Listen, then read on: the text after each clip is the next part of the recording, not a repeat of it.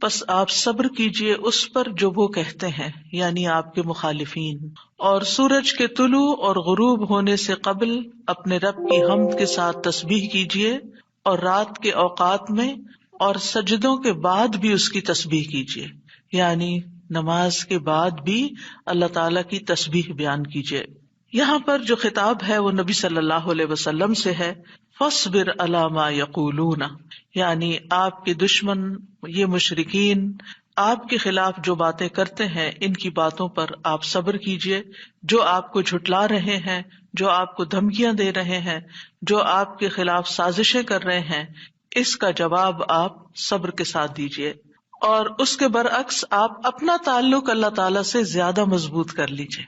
یعنی کتنی خوبصورت تعلیم ہے ہمارے دین کی کہ جب لوگ مخالفت کریں تو بجائے اس کے کہ ان سے الجھنا شروع کر دیں اور ان کی باتوں کا جواب دینے لگیں اور خود کو ڈیفینڈ کرنا شروع کر دیں، کرنے کا کام کیا ہے کہ ہم اللہ کی طرف توجہ کریں، رغبت کریں، دعا کریں، اللہ کی تسبیح بیان کریں، اس کی حمد بیان کریں۔ اسی لیے آگے فرمایا وَسَبِّحْ بِحَمْدِ رَبِّكَ، اور اپنے رب کی حمد کے ساتھ اس کی تسبیح بیان کریں، یعنی اللہ سبحانہ وتعالیٰ کو ان باتوں سے پاک قرار دیں جو باتیں یہ مشرکین اللہ سبحانہ وتعالیٰ سے منسوب کرتے ہیں، اور اس کے ساتھ ساتھ اللہ سبحانہ وتعالیٰ کی شان بلند کریں، اس کی تعریف بیان کریں، اس کی ایسی صفات بیان کریں جو اس کے شایان شان ہیں، اور یہ نفی اور اس بات دونوں مل کر اللہ کے کمال کو ثابت کرتے ہیں۔ اور یہاں تسبیح سے مراد یا تو ظاہری تسبیح ہے یعنی اللہ تعالیٰ کی پاکی بیان کرنا، یا پھر اس سے مراد نماز ہے، یعنی جب لوگوں کی باتیں تکلیف دیں تو آپ اللہ سے نماز کے ذریعے مدد مانگیں، فاستعینوا بالصبر والصلاۃ۔ اور پھر قبل طلوع الشمس سے مراد فجر کی نماز جو سورج طلوع ہونے سے پہلے ہوتی ہے، اور قبل الغروب سے مراد ظہر اور عصر کی نمازیں ہیں۔ وَمِنَ اللَّيْلِ فَسَبِّحْهُ، اس سے مراد رات کی نماز یعنی عشاء اور تہجد کی نماز ہے، اور مغرب بھی رات کا ہی ایک حصہ ہو جاتا ہے کیونکہ سورج غروب ہو چکا ہوتا ہے۔ یعنی ان تمام احوال میں اللہ تعالیٰ کی تسبیح بیان کریں، اور تسبیح سے مراد یعنی سورج کے طلوع ہونے اور غروب ہونے سے پہلے جو تسبیحات ہمیں بتائی گئی ہیں وہ پڑھیں، اور اگر اس سے مراد نماز ہے تو پھر اس سے مراد نماز میں اللہ کا ذکر، اور اس کے علاوہ وَأَدْبَارَ السُّجُودِ، اور سجدوں کے بعد بھی۔ ایک معنی اس کا یہ ہے کہ نماز کے بعد کی تسبیحات کا اہتمام کیا جائے۔ بہت سے لوگوں کو دیکھا گیا وہ نماز پڑھتے بس اٹھ جاتے ہیں، تسبیح نہیں کرتے، جبکہ یہاں اللہ سبحانہ وتعالیٰ خاص طور پر حکم دے رہے ہیں کہ نماز کے بعد تسبیح بیٹھ کر کرنی چاہیے، یہ نماز کے بعد کا ذکر ہے۔ مجاہد ابن عباس سے روایت کرتے ہیں کہ اللہ تعالیٰ نے آپ صلی اللہ علیہ وسلم کو تمام نمازوں کے بعد تسبیح پڑھنے کا حکم دیا ہے، اور وہ اس آیت کی تشریح کر رہے تھے وہ ادبار السجود کی۔ مجاہد کہتے ہیں اس سے مراد فرض نماز کے بعد تسبیح کرنا ہے۔ تو یہ نوٹ کر لیجئے کہ ساری نماز مکمل کرنے کے بعد نہیں بلکہ فرض نماز پڑھنے کے بعد تسبیح کریں۔ دوسرا معنی اس کا کیا کیا گیا ہے کہ فرض نماز کے بعد نفل نماز بھی پڑھیں، کیونکہ صبح عربی میں نفل نماز کے لیے بھی آتا ہے، یعنی فرض نماز کے بعد نفلی نماز بھی ادا کریں۔ اور تیسرا معنی اس کا کیا گیا ہے کہ مغرب کی نماز کے بعد 2 رکعت بھی پڑھیں، یعنی ان کو بھی تسبیح کا نام دیا گیا ہے۔ اسی طرح سورۃ الطور میں اللہ تعالیٰ فرماتے ہیں وَاصْبِرْ لِحُكْمِ رَبِّكَ فَإِنَّكَ بِأَعْيُنِنَا وَسَبِّحْ بِحَمْدِ رَبِّكَ حِينَ تَقُومُ وَمِنَ اللَّيْلِ فَسَبِّحْهُ وَإِدْبَارَ النُّجُومِ۔ اور آپ اپنے رب کے حکم کے آنے تک صبر کیجئے، پس بے شک آپ ہماری نگاہوں کے سامنے ہیں، اور جس وقت آپ کھڑے ہوتے ہیں آپ اپنے رب کی حمد کے ساتھ تسبیح کیجئے، اور رات کو بھی اور ستاروں کے پلٹنے کے بعد بھی اس کی تسبیح کیجئے۔ یہاں بھی نبی صلی اللہ علیہ وسلم کو صبر کا حکم دیا گیا ہے کہ آپ اپنے رب کا حکم آنے تک صبر کرتے رہیں۔ فَإِنَّكَ بِأَعْيُنِنَا، آپ ہماری نگاہوں کے سامنے ہیں، آپ ہماری توجہ میں ہیں، ہماری نظروں میں ہیں، ہمارے علم میں ہیں، آپ ہماری حفاظت میں ہیں۔ یعنی عربی کے محاورے کے مطابق کوئی نگاہوں میں ہو کا مطلب یہ کہ ہم اس کی نگرانی کر رہے ہیں، حفاظت کر رہے ہیں، جس سے موسیٰ علیہ السلام کے بارے میں اللہ تعالیٰ نے فرمایا وَلِتُصْنَعَ عَلَىٰ عَيْنِي، تاکہ آپ کی پرورش میری آنکھوں کے سامنے کی جائے، یعنی میری حفاظت اور حراست کے ساتھ. اور وَسَبِّحْ بِحَمْدِ رَبِّكَ حِينَ تَقُومُ، اس کا معنی ہے کہ جب آپ مجلس سے اٹھیں تو تسبیح کریں، جب نیند سے اٹھیں تو تسبیح کریں، جب نماز کے لیے اٹھیں تو تسبیح کریں، اور نماز میں بھی تسبیح کریں. اور اسی طرح تسبیح کے دو اور معنی بھی کیے گئے ہیں کہ رکوع اور سجدوں میں تسبیح کریں، اور پھر دعائے استفتاح میں تسبیح کریں، سبحانک اللہم و بحمدک، یہاں بھی تسبیح ہے. تو آپ دیکھ رہے ہیں کہ ہم دن میں کتنی بار اللہ سبحانہ وتعالیٰ کی تسبیح بیان کرتے ہیں. وَمِنَ اللَّيْلِ فَسَبِّحْهُ، رات میں بھی تسبیح کریں، اور اس سے مراد رات کی نماز، رات کی تسبیح ہے. جیسے بیڈ پہ جاتے ہوئے تسبیحات فاطمہ نبی صلی اللہ علیہ وسلم نے حضرت فاطمہ کو سکھائی تھی تاکہ ان کی تھکاوٹ دور ہو جائے. نماز کے علاوہ بھی تسبیح کرتے رہنا چاہیے. ادبار النجوم کے بھی 3 معنی ہیں. ایک معنی کیا گیا ہے فجر سے پہلے کی 2 رکعتیں پڑھنا. نبی صلی اللہ علیہ وسلم یہ رکعتیں نہ سفر میں چھوڑتے تھے نہ گھر میں، کبھی بھی آپ نے یہ سنت نماز نہیں چھوڑی. اور پھر اسی طرح اس سے مراد فجر کی 2 رکعات بھی لی گئی، اور نماز کے بعد کی تسبیح بھی مراد ہے. ان دونوں آیات سے پتہ چلتا ہے کہ نماز کے بعد بھی ذکر کرنے کی اہمیت اور ضرورت ہے، جس سے بہت سے لوگ غافل ہوتے ہیں. قرآن مجید میں اللہ تعالیٰ فرماتے ہیں فَإِذَا قَضَيْتُمُ الصَّلَاةَ فَاذْكُرُوا اللَّهَ قِيَامًا وَقُعُودًا وَعَلَى جُنُوبِكُمْ، پھر جب تم نماز پوری کر چکو تو اللہ کو کھڑے، بیٹھے اور اپنے پہلوؤں پر لیٹے ہوئے یاد کرو. یعنی بعض اوقات ایسا ہوتا ہے کہ آپ نماز پڑھ لیتے ہیں اور پھر سمجھتے ہیں کہ ہم اللہ کے ذکر سے فارغ ہو گئے اور اب ہم دنیا کے کام میں لگ جائیں. ہاں، دنیا کے کام 2-3 طرح سے ہی ہوتے ہیں. یا کھڑے ہو کے کوئی کام ہو رہا ہوتا ہے، آپ کچن میں چلے جاتے ہیں، کوکنگ کر رہے ہیں، آپ اپنا ذکر جاری رکھیں. یا پھر آپ بیٹھ گئے ہیں اور بیٹھ کے کوئی کام کر رہے ہیں، تسبیح جاری رکھیں، ذکر جاری رکھیں. اور اسی طرح اگر آپ لیٹ گئے آرام کرنے کے لیے تو بھی ذکر جاری رکھیں. یعنی ہر حال میں اللہ تعالیٰ کا ذکر کرتے رہیں. اسی طرح سورہ جمعہ میں اللہ تعالیٰ فرماتے ہیں فَإِذَا قُضِيَتِ الصَّلَاةُ فَانتَشِرُوا فِي الْأَرْضِ وَابْتَغُوا مِن فَضْلِ اللَّهِ وَاذْكُرُوا اللَّهَ كَثِيرًا لَعَلَّكُمْ تُفْلِحُونَ. پھر جب نماز پوری کر لی جائے تو زمین میں پھیل جاؤ اور اللہ کے فضل سے تلاش کرو، یعنی اپنے دنیا کا کام کاروبار کرو اور اللہ کو بہت یاد کرو. یعنی اپنے بزنس آورز میں بھی، اپنی جاب پر بھی اللہ کو نہیں بھولنا. کیوں؟ لعلکم تفلحون، تاکہ تم فلاح پاؤ، کامیاب ہو جاؤ. اسی طرح اللہ سبحانہ تعالیٰ رمضان کے روزے مکمل کرنے کے بعد کس چیز کا حکم دیتے ہیں؟ وَلِتُكْمِلُوا الْعِدَّةَ وَلِتُكَبِّرُوا اللَّهَ عَلَى مَا هَدَاكُمْ وَلَعَلَّكُمْ تَشْكُرُونَ، اور تاکہ تم تعداد پوری کرو اور تاکہ تم اللہ کی بڑائی بیان کرو، تکبیرات پڑھو، اور اس پر کہ اس نے تم کو ہدایت بخشی، اور تاکہ تم شکر ادا کرو. اسی طرح حج کے مناسک ادا کرنے کے بعد بھی ذکر کا حکم ہے. فَإِذَا قَضَيْتُم مَّنَاسِكَكُمْ فَاذْكُرُوا اللَّهَ كَذِكْرِكُمْ آبَاءَكُمْ أَوْ أَشَدَّ ذِكْرًا. پھر جب تم اپنے حج کے مناسک پورے کر چکو تو اللہ کو یاد کرو جس طرح اپنے باپ دادا کو یاد کیا کرتے تھے، بلکہ اس سے بھی زیادہ یاد کرنا. یعنی باپ دادا کو یاد کرنے، ماں باپ کو یاد کرنے سے بھی زیادہ اللہ کا ذکر کیا کرو، اللہ سبحانہ تعالیٰ کو زیادہ یاد کیا کرو. کیونکہ انسانوں کی یاد انسانوں کو دکھی کرتی ہے، لیکن اللہ کی یاد دلوں کے اطمینان کا باعث بنتی ہے، دلوں کے اندر سکون کا باعث بنتی ہے. الا بذکر اللہ تطمئن القلوب، خبردار اللہ کے ذکر سے دلوں کو اطمینان نصیب ہوتا ہے. تو آپ نے دیکھا کہ تمام عبادات کے بعد ذکر کا حکم ہے، تسبیح کا حکم ہے، تکبیر کا حکم ہے. اسی طرح نماز کے بعد خاص طور پر، یعنی نماز پڑھتے ہی اٹھ نہیں جانا چاہیے، بلکہ وہاں بیٹھ کر بھی اللہ کا ذکر کرنا چاہیے، اور اس میں غفلت نہیں برتنی چاہیے اور سستی نہیں ہونی چاہیے. بعض لوگ سلام پھیرتے ہی سنت پڑھنے کے لیے کھڑے ہو جاتے ہیں، جیسے آج کل تراویح میں جلدی ہوتی ہے لوگوں کو، تو بس فرض نماز پڑھی، آیت الکرسی کا بھی ٹائم نہیں ملتا کہ جلدی سے سنت کا ہوتا ہے کہ اگر آیت الکرسی پڑھنے بیٹھ گئے تو سنت رہ جائے گی، امام صاحب تراویح شروع کر دیں گے. تو میں سوچتی ہوں کہ جب گھر سے نکل ہی آئے اللہ کی یاد کے لیے تو کم از کم مسنون مستحب طریقے سے ہی ہم ساری عبادات کریں تاکہ وہ دل کو پھر اطمینان بھی نصیب ہو. بہرحال ایک نماز کے بعد فوراً اگلی نہیں شروع کر دینی چاہیے، اس کے بیچ کے وقفے میں اللہ کا ذکر کرنا چاہیے.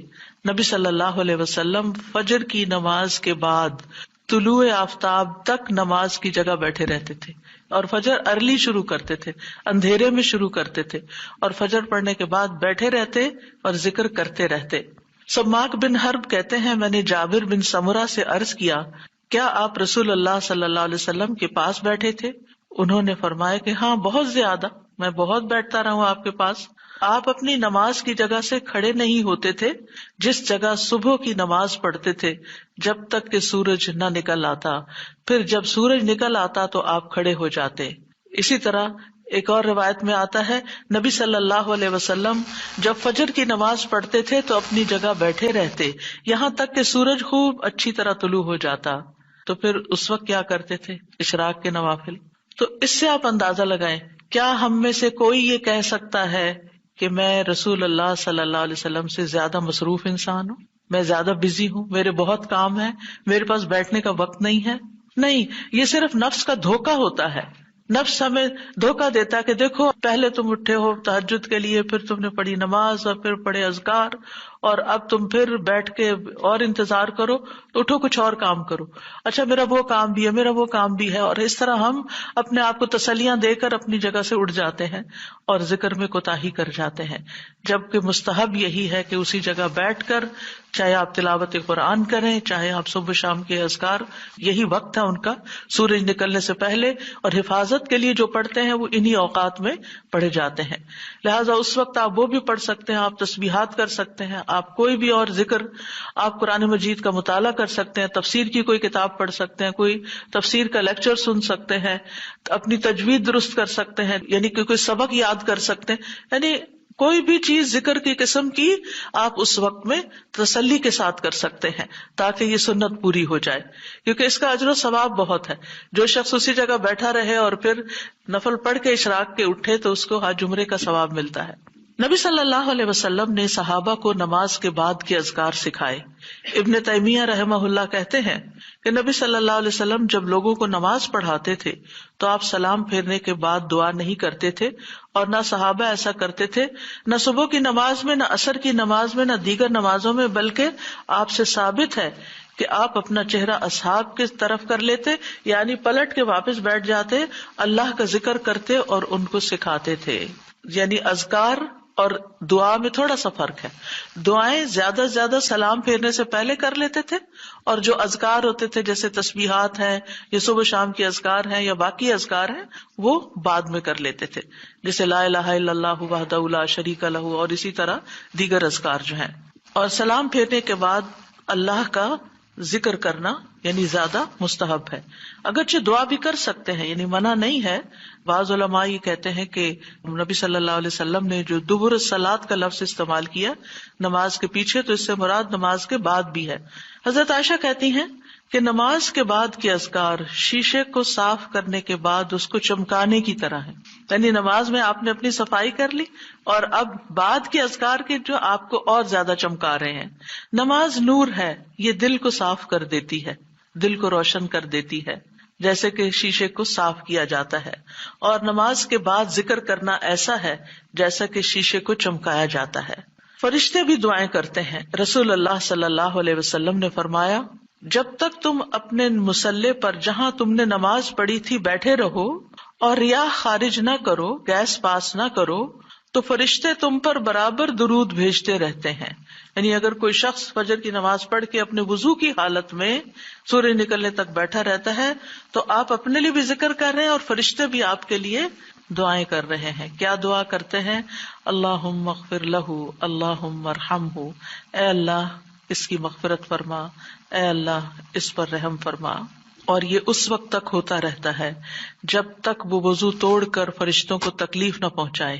یعنی جب گیس پاس ہوتی ہے اور اس کی اسمیل سے پھر فرشتوں کو تکلیف ہوتی ہے، تو فرشتے جو ہیں وہ پیاز کی اسمیل اور لہسن کی اور جسم سے نکلنے والے، اگر پسینہ بہت آ رہا ہے اور کپڑے نہیں آپ تبدیل کرتے، رات کے کپڑوں میں ہی اٹھ کے نماز شروع کر دیتے ہیں اور وہ اسمیلی کپڑے ہوتے ہیں، تو اس سے فرشتے آپ سے دور رہتے ہیں. اور اسی طرح اگر یعنی خوراک میں کوئی ایسی چیز ہے کہ آپ کی گیس میں بہت اسمیل ہے، تو یہ چیز بھی فرشتوں کو تکلیف دیتی ہے اگر آپ مصلی پر بیٹھے ہیں یا آپ ذکر کی حالت میں ہیں. پھر اس وقت ذکر کرنا جو ہے اولاد اسماعیل سے غلام آزاد کرنے سے افضل عمل ہے، خاص طور پر اگر ہم لا الہ الا اللہ وحدہ لا شریک لہ والی تسبیح پڑھتے ہیں. ابو امامہ سے مروی ہے، رسول اللہ صلی اللہ علیہ وسلم نے فرمایا، سورج طلوع ہونے تک میں بیٹھ کر اللہ تعالیٰ کا ذکر کروں، اس کی بڑائی، اس کی حمد و تسبیح اور تحلیل کروں، یہ مجھے اولاد اسماعیل میں سے 2 غلام آزاد کرنے سے زیادہ محبوب. یعنی اس وقت کا ذکر ایسا ہے جیسے آپ نے اتنا بڑا صدقہ بھی کر دیا.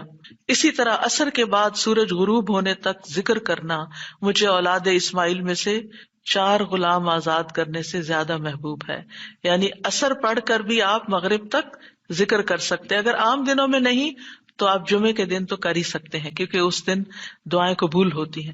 لیکن عموماً ہم اپنی غفلت اور سستی کی وجہ سے کوئی اور کام شروع کر دیتے ہیں اور ہم ان قیمتی اوقات کی قدر نہیں کرتے، ہماری پرائرٹیز نہیں ہوتی.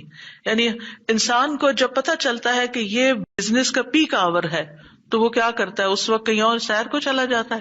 نہیں، اس وقت وہ سارے کام چھوڑ کر اس کام کی طرف متوجہ ہو جاتا ہے جو اس کو سب سے زیادہ فائدہ دینے والا ہے.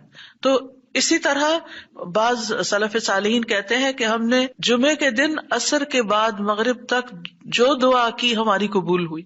یعنی یہ قبولیت دعا کا خاص وقت ہوتا ہے. جیسے صبح کا وقت بکرتن نماز فجر سے لے کر سورج نکلنے تک کا ہے، بڑا ہی قیمتی وقت ہے ذکر اذکار کے لیے. اسی طرح عصر کی نماز سے لے کر مغرب تک کا وقت بھی بڑا ہی قیمتی ہے. تو اس میں آپ دیکھیے خصوصاً آج کل آپ روزے سے ہیں، روزہ دار کی بھی دعا قبول ہوتی ہے. اور اس میں بھی امت کے نیک لوگوں کا طریقہ یہی رہا ہے کہ وہ روزہ کھلنے سے پہلے سارے کام چھوڑ دیتے تھے اور ذکر اذکار میں مصروف ہو جاتے تھے، دعائیں کرنے میں مصروف ہو جاتے تھے. تو آپ بھی اپنے لیے کچھ پلان اس طرح کریں کہ جمعے کا دن اور ہم کم از کم رمضان کا مہینہ عصر کا وقت جو ہے اس سے پہلے اپنے کام ختم کر کے مصلی پہ بیٹھے یا کرسی پہ بیٹھے یا لیٹنا چاہتے تو لیٹ جائیں، کیونکہ پہلی آیت یہی بتائی گئی تھی نا کہ آپ کھڑے یا بیٹھے یا لیٹے ہر حال میں اللہ کا ذکر کر سکتے ہیں. الذین یذکرون اللہ قیاما وقعودا وعلی جنوبہم، وہ جو اللہ کا ذکر کرتے ہیں کھڑے، بیٹھے اور لیٹے، جس بھی پوزیشن میں آپ کرنا چاہیں آپ ذکر کر سکتے ہیں. اور اس میں تسبیح کیجیے، حمد و ثنا کیجیے اللہ تعالیٰ کی اور دعائیں مانگیے. اور الحمدللہ ہمارے پاس کتابوں کی شکل میں دعاؤں کا اتنا پیارا ذخیرہ ہے جو مسنون اوتھینٹک دعائیں قرآن و سنت سے ہم نے جمع کی ہیں.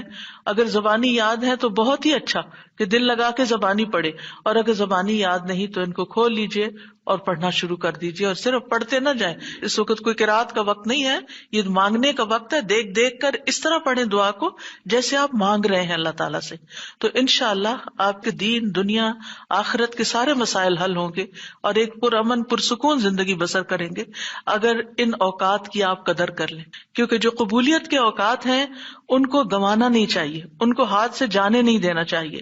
آپ صبح فجر کے وقت مثلاً اگر رمضان میں ہر روز 1 سپارہ پڑھتے ہیں، آدھا سپارہ فجر کے بعد پڑھ لیں، آدھا سپارہ عصر کے بعد پڑھ لیں. تو اس طرح بیلنس بھی ہو جائے گا، آپ کا دل نہیں گھبرا. کیونکہ ہمارا نفس جو ہے نا وہ اتنا آزاد منشا کہ وہ کہیں ایک جگہ بیٹھنے کی قید قبول نہیں کرتا. وہ بار بار ہمیں کہتا ہے اچھا فون چیک کر لو، اچھا وہ کر لو، وہ کر لو، اور توجہ اور یکسوئی سے ہمیں ذکر اذکار نہیں کرنے دیتا. تو اس کو ٹیم کرنے میں، اس کو ڈسپلن کرنے میں وقت لگے گا. لیکن ونس ایک دفعہ آپ عادی ہو گئے، آپ نے اس گھوڑے کو قابو کر لیا، آپ نے اس کو بٹھا لیا. جیسے بچے کو بٹھانے میں مشکل ہوتی ہے لیکن جب بیٹھ جاتے پھر بیٹھ جاتے ہیں. تو پھر انشاءاللہ آپ دیکھیں گے کہ آپ کے لیے یہ گھڑیاں بڑی پر لذت ہو جائیں گی. آپ ان گھڑیوں کو انجوائے کریں گے. آپ کا اور زیادہ دل چاہے گا کہ کاش یہ اور لمبی ہو جائے. اچھا روزہ کھل گیا، ابھی تو میرا یہ بھی اور یہ بھی ٹارگٹ پورا نہیں ہوا. پھر اسی طرح یہ ہے کہ رسول اللہ صلی اللہ علیہ وسلم نے فرمایا، جو شخص فجر کی نماز جماعت کے ساتھ پڑھنے کے بعد بیٹھ کر اللہ کا ذکر کرتا رہے یہاں تک کہ سورج نکل آئے، پھر 2 رکعتیں پڑھے، اس کے لیے 1 حج اور عمرے کا ثواب ہے۔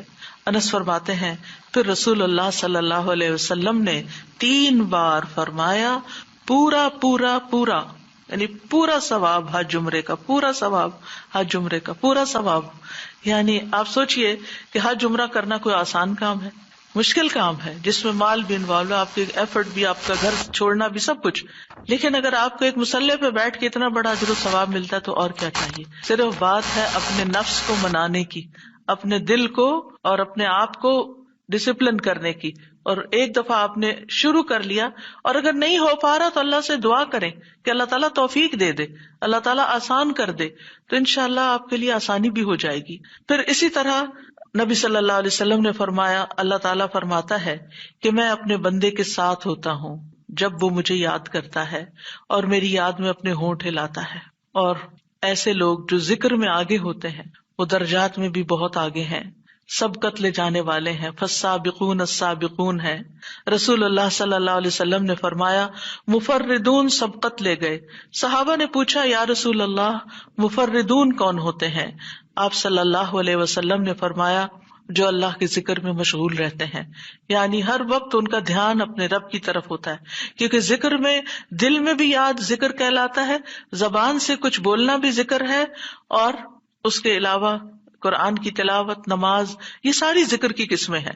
یعنی کچھ فارمل ہے، کچھ انفارمل ہے، کچھ خبر ہے یعنی جیسے تسبیحات وغیرہ ہوتی، کچھ میں دعا ہوتی ہے، طلب ہوتی ہے، اللہ تعالیٰ سے اپنی حاجت مانگتے ہیں، یہ ساری چیزیں ذکر میں شمار ہوتی ہیں۔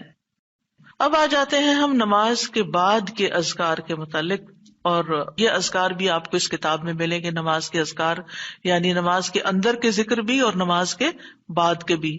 نماز کا سلام پھیرتے ہی نماز ختم ہو جاتی ہے، اس کے بعد سب سے پہلے کہنا چاہیے اللہ اکبر 1 بار، اور تھوڑا سا بلند آواز سے، جس سے پتہ چلے کہ نماز پڑھ لی ہے، اللہ اکبر۔ ابن عباس کہتے ہیں، میں نبی صلی اللہ علیہ وسلم کی نماز کے مکمل ہونے کو تکبیر کی وجہ سے سمجھ جاتا تھا۔ یعنی مثلا کوئی نفل پڑھ رہا ہے تو آپ کو نہیں پتہ چلتا کہ پڑھ چکا یا نہیں، لیکن اگر اس نے بلند آواز سے کہہ دیا اللہ اکبر تو پتہ چل گیا کہ ہاں اس کی نماز مکمل ہو گئی ہے۔ کیوں اللہ اکبر کہیں؟ کہ اللہ ہر چیز سے بڑا۔ آپ دیکھیں ہم نے نماز کا آغاز کس سے کیا تھا؟ اللہ اکبر سے کیا تھا، اور نماز میں کئی بار ہم نے اللہ اکبر کہا، اور اب نماز کے اختتام پر بھی اللہ اکبر، رمضان کے اختتام پر بھی اللہ اکبر، یعنی اللہ کی تکبیر بیان کرنا۔ اللہ سبحانہ وتعالیٰ قرآن مجید میں فرماتے ہیں، اتل ما اوحی الیک من الکتاب واقم الصلاۃ ان الصلاۃ تنہی عن الفحشاء والمنکر ولذکر اللہ اکبر واللہ یعلم ما تصنعون۔ کتاب میں سے جو آپ کی طرف وحی کیا گیا ہے اس کی تلاوت کیجیے اور نماز قائم کیجیے، بے شک نماز بے حیائی اور برائی سے روکتی ہے، اور یقیناً اللہ کا ذکر تو سب سے بڑی چیز ہے، اور اللہ کو معلوم ہے جو کچھ تم کرتے ہو۔ تو اللہ کا ذکر سب سے بڑی چیز، اور اس ذکر میں اللہ کو سب سے بڑا قرار دینا سب سے بڑی چیز۔ اور نبی صلی اللہ علیہ وسلم اور پھر صحابہ کا طریقہ بھی یہی تھا کہ آپ فرض نمازوں کے بعد ذکر کرتے اور آوازیں بلند کرتے، یعنی نماز کے بعد کا ذکر جو ہے اس میں آواز اونچی ہوتی ہے۔ ابن عباس اس بات سے معلوم کر لیتے کہ لوگوں نے سلام پھیر لیا ہے کیونکہ وہ ان کے ذکر کی آواز سنتے تھے۔ یعنی مطلب یہ ہے کہ نماز کے بعد اللہ اکبر بھی اونچی آواز میں، استغفر اللہ استغفر اللہ استغفر اللہ یہ بھی ذرا اونچی آواز میں، یعنی ایک ہوتا ہے سری ذکر یعنی دل ہی دل میں پکارنا، اور ایک ہوتا ہے جاہری جس میں یہ ذکر جو نماز کے بعد ہوتا ہے اس کو تھوڑا اونچی آواز میں کرنا چاہیے، اور جس طرح وتر ختم ہونے کے بعد سبحان الملک القدوس سبحان الملک القدوس سبحان الملک القدوس ذرا اونچی آواز میں کہنا چاہیے۔ تو نبی صلی اللہ علیہ وسلم اس ذکر کو ہمیشہ اونچی آواز میں کرتے تھے، ٹھیک ہے، یعنی آپ کی اقتداء، آپ کی پیروی ہر معاملے میں یہ عبادت کے درجات کو بڑھا دیتی ہے۔ اور اس میں ہم یہ بھی دیکھتے ہیں کہ صحابہ کرام جو تھے وہ نبی صلی اللہ علیہ وسلم کی صرف سنت کو نہیں، سیرت کو بھی آگے بیان کرتے تھے کہ آپ نے کوئی کام کیا اور کس طریقے سے کیا، مثلا ذکر کیا اور کس طرح کیا، بلند آواز سے کیا یا آہستہ آواز سے کیا، بیٹھ کر کیا یا کھڑے ہو کر کیا. اور پھر آپ دیکھیے کہ نماز کے بعد اذکار جو ہیں وہ زیادہ پسندیدہ ہیں، یعنی دعاؤں کی نسبت زیادہ اذکار. ٹھیک ہے. اور پھر اسی طرح آپ دیکھیے کہ دوسرا ذکر جو آپ کریں گے وہ ہے استغفر اللہ 3 بار. استغفر اللہ استغفر اللہ. صوبان کہتے ہیں رسول اللہ صلی اللہ علیہ وسلم جب اپنی نماز سے فارغ ہوتے تھے تو 3 مرتبہ استغفار فرماتے تھے، 3 بار استغفار کرتے. ولید کہتے ہیں میں نے اوزائی سے پوچھا آپ استغفار کس طرح فرمایا کرتے تھے؟ تو انہوں نے کہا آپ فرماتے تھے استغفر اللہ استغفر اللہ. اب نماز پڑھ لی ہے، استغفر اللہ کیوں؟ اس لیے کہ ہم تو نماز کا حق بھی ادا نہیں کرتے. ہمارا دھیان کہاں سے کہاں چلا جاتا ہے، ہم کئی دفعہ بھول جاتے ہیں، ہمیں سجدہ سہو کرنا تک یاد نہیں رہتا، ہمیں کچھ پتہ نہیں ہوتا ہم نے کون سی سورت پڑھی، کیا تلاوت کی. ہو سکتا ہے تلاوت میں کوئی غلطی کر دیں، ہو سکتا ہے کہ تسبیح کی جگہ کچھ اور پڑھ دیں بھول چوک کے. تو ہم نماز کے اندر بھی بہت کچھ غلط کرتے رہتے ہیں جانے انجانے. اور خاص طور پر جن لوگوں نے اپنی نماز کے پروننسیشن کی اصلاح نہیں کی وہ تو کچھ سے کچھ پڑھتے رہتے ہیں بعض اوقات. یعنی پروننسیشن صحیح نہ ہونا جو ہے وہ الفاظ کے مطلب کو ہی بدل دیتا ہے. اس لیے پہلی پرائرٹی میں کوئی ایسا ٹیچر ڈھونڈیے کہ جو آپ کی نماز سن کے اس کا پروننسیشن آپ کو ٹھیک کر دے. بہرحال نماز کے بعد استغفر اللہ استغفر اللہ. اور ایک اور چیز، نماز پڑھنے کے بعد انسان کو ایک فیلنگ ہوتی ہے کہ میں نے کچھ کیا ہے، لیکن جب انسان استغفر اللہ کہتا ہے تو اس میں عاجزی کا اظہار ہوتا ہے کہ اللہ تیرا حق ادا نہیں کیا، مجھے ابھی بھی گناہوں کی بخشش کی ضرورت ہے. اور آپ دیکھیے کہ یہ الفاظ نبی صلی اللہ علیہ وسلم ادا کرتے تھے جن کے اگلے پچھلے سارے گناہ معاف کر دیے گئے تھے. تو جو شخص نماز کے بعد استغفار پڑھتا ہے وہ اپنی نمازوں پر کبھی فخر غرور تکبر نہیں کر سکتا کہ میں بڑا نمازی ہوں، میں بڑا پرہیزگار ہوں، میں بڑا عبادت گزار ہوں. نہیں، وہ یہ دیکھے گا کہ میں نے حق ادا نہیں کیا، میرے سے جو کمی کوتاہی ہوئی ہے اللہ تعالیٰ اس کو معاف کر دے. جو چیز مکمل طور پر ادا کرنی چاہیے تھی اس کو اس طرح نہیں ادا کیا، کچھ نہ کچھ کوتاہی واقع ہو گئی، تو اس بخشش کے طلب کرنے سے اللہ تعالیٰ کوتاہی سے درگزر فرما دے گا انشاءاللہ. اور ویسے بھی استغفار کرنے سے نقص یا کمی کوتاہی جو ہے اس کا ازالہ ہوتا ہے ہماری عام روزمرہ زندگی میں بھی. تیسرا ذکر، اب آپ دیکھ رہے ہیں یہ ذکر ہے، اللہ اکبر بھی ذکر ہے، استغفر اللہ بھی ذکر ہے، اور تیسرا یہ بھی ذکر ہے اللہم انت السلام ومنک السلام تبارکت ذی الجلال والاکرام. اے اللہ تو سراپا سلامتی ہے اور تجھی سے سلامتی حاصل ہوتی ہے، تو بڑی برکتوں والا ہے اے جلال و اکرام والے. یعنی استغفار کے بعد پھر فوراً بعد اللہ تعالیٰ کی تعریف اور یہ ذکر. السلام جو ہے یہ اللہ تعالیٰ کے ناموں میں سے ایک نام ہے جس کا مطلب یہ ہے کہ اللہ تعالیٰ ہر طرح کی آفات سے، عیبوں سے، ہر طرح کے نقص سے سلامت ہے.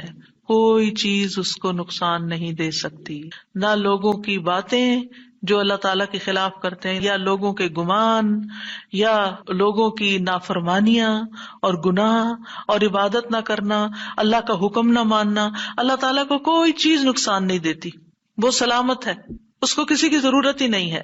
یہ جو کچھ ہم کرتے ہیں، ذکر ہو، عبادت ہو، یہ اپنے ہی فائدے کے لیے کرتے ہیں، اللہ تعالیٰ پر کچھ احسان نہیں ہے. تو ہم یہ کہتے ہیں اللہم انت السلام کہ اللہ تعالیٰ آپ سراسر سلامتی ہیں اور آپ کا ہر فعل جو ہے وہ ظلم سے سلامت ہے، پاک ہے، ہر شر سے پاک ہے. آپ کی تقدیر، آپ کے فیصلے، ہر چیز سلامتی پر مبنی ہے. ومنک السلام، سلامتی تیری ہی طرف سے آتی ہے، یعنی تو ہی سلامتی دیتا ہے یا تو ہی سلامتی کو روک لیتا ہے. سلامتی کا مالک بھی تو ہی ہے، تو سلامت رکھے تو ہم سلامت ہیں. تو یہ تعلق اللہ تعالیٰ سے انسان اپنا ظاہر کرتا ہے کہ انسان اپنے رب کے بارے میں کیا سمجھتا ہے. تبارکتا، تبارکتا کا لفظ برکت سے ہے جس کا مطلب ہوتا ہے کثرت سے کسی چیز کا بڑھنا اور قائم رہنا، یعنی تیری خیرات و برکات بہت زیادہ ہیں. ذل جلال والاکرام، اے عزت اور جلال والے. جلال کا مطلب ہے عظمت، بڑائی، اور اکرام کا مطلب ہے احسان.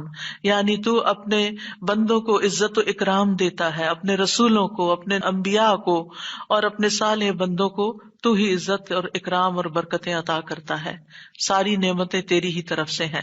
اور یہ کتنا خوبصورت ذکر ہے جو ہم ہر نماز کے بعد کرتے ہیں، یا جو نہیں کر رہے انہیں لازماً کرنا چاہیے، کہ اللہ سبحانہ وتعالیٰ سے ہم اپنے اچھے گمان کا اظہار کرتے ہیں اور ایک طرح سے انڈائریکٹلی سلامتی اور برکت طلب بھی کرتے ہیں. آپ دیکھیے عموماً ہم جب کسی چیز کے اندر فائدہ دیکھتے ہیں تو ہم خیر اس سے وابستہ کر لیتے ہیں، یہ ہے تو کام ہوگا، یہ نہیں تو کام ہی نہیں ہوگا. مثلاً آپ کوئی قلم خریدتے ہیں اور اس سے لکھنا شروع کرتے ہیں اور آپ کو اچھا لگتا ہے، یا آپ اس سے جو لکھنا چاہتے تھے آرٹیکل یا کوئی چیز یا نوٹس اپنے تو بڑے اچھے لکھ پاتے ہیں، تو آپ کہنے لگتے ہیں یہ قلم بڑا مبارک ہے. ٹھیک ہے بھائی، قلم اچھا ہے، فائدہ دے رہا ہے آپ کو، لیکن اصل تو اللہ نے آپ کے لیے یہ وسیلہ بنایا کہ اس نے آپ تک یہ پہنچایا. تو اصل برکت اور خیر اور سلامتی کا منبع اللہ رب العزت کی ذات ہے. چیزوں کے ساتھ مت چمٹ جائیے اور ان پر اتنے ڈپینڈنٹ نہ ہو جائیں کہ اللہ کو بھول جائیں اور اللہ تعالیٰ کی نعمت اور اللہ تعالیٰ کا احسان یاد نہ کریں. تو اس لیے ہر نماز کے بعد ہم اس بات کا اقرار کرتے ہیں کہ ساری برکتیں تیری ذات سے ہیں یا رب، ساری سلامتی تیری طرف سے ہے یا رب، عزت اور اکرام تیری ہی طرف سے ہے یا رب، تو ہی جس کو چاہے اس پر احسان فرماتا ہے، لہٰذا ہم یہ سب کچھ تجھ سے ہی طلب کرتے ہیں. پھر آپ دیکھیے چوتھا ذکر ہے لا الہ الا اللہ وحدہ لا شریک لہ لہ الملک ولہ الحمد وہو علی کل شیء قدیر. یہ بھی آپ 3 بار پڑھ سکتے ہیں، یہ بھی ذکر ہے، یعنی 3 مرتبہ اللہ تعالی کی توحید کا اقرار. مغیرہ بن شعبہ جو وحی کے کاتب تھے ان سے مروی ہے کہ معاویہ رضی اللہ عنہ نے مغیرہ کو لکھا کہ کوئی حدیث جو آپ نے رسول اللہ صلی اللہ علیہ وسلم سے سنی ہو وہ مجھے لکھ کر بھیجیں. راوی کہتے ہیں کہ مغیرہ رضی اللہ عنہ نے انہیں لکھا کہ میں نے آپ صلی اللہ علیہ وسلم سے سنا ہے آپ اپنی نماز سے فارغ ہونے کے بعد 3 مرتبہ یہ پڑھا کرتے تھے لا الہ الا اللہ وحدہ لا شریک لہ لہ الملک ولہ الحمد وہو علی کل شیء قدیر. سب سے پہلے توحید کا اقرار کہ اللہ ایک ہے، وہی الہ ہے، وہی خالق ہے، مالک ہے، رب ہے، معبود ہے. پھر اس بات کا انکار کہ کوئی اس کا شریک ہو، لا شریک لہ. اور پھر لہ الملک، بادشاہت بھی اسی کی ہے، معبود بھی وہی ہے، بادشاہ بھی وہی ہے، اور ایسا بادشاہ ہے ولہ الحمد کہ اس کی تعریف ہے. دنیا کے بادشاہوں کا حشر ہوتا دیکھا ہے آپ نے، ان کے ساتھ کیا کیا جاتا ہے، لیکن اللہ سبحانہ وتعالیٰ کی بادشاہت پر کوئی آنچ نہیں آتی، کوئی اس کو ہلا نہیں سکتا، کوئی اس کو نقصان نہیں دے سکتا، کوئی اس پر باتیں نہیں بنا سکتا، کوئی اس کا نقص نہیں نکال سکتا کہ اللہ تعالیٰ نے آسمان میں یہ کیا چیز بنا دی، زمین میں کیا بنا دی. نہیں، وَلَهُ الْحَمْدُ، اسی کی ہے تعریف. یعنی ایسا بادشاہ کہ جو قابل تعریف ہے، اور ایسا بادشاہ کہ وَهُوَ عَلَى كُلِّ شَيْءٍ قَدِيرٌ. دنیا کے بادشاہ انتہائی بس لاچار ہوتے ہیں، ان کے ہاتھ میں کچھ نہیں ہوتا، وہ انسانوں کے محتاج ہوتے ہیں، انسانوں کی خدمت کے، انسانوں کی مدد کے، انسانوں کے مال کے محتاج ہوتے ہیں. یہ بادشاہت کیا بادشاہت ہے جس کی ساری ڈیپینڈنسی لوگوں کے اوپر ہے.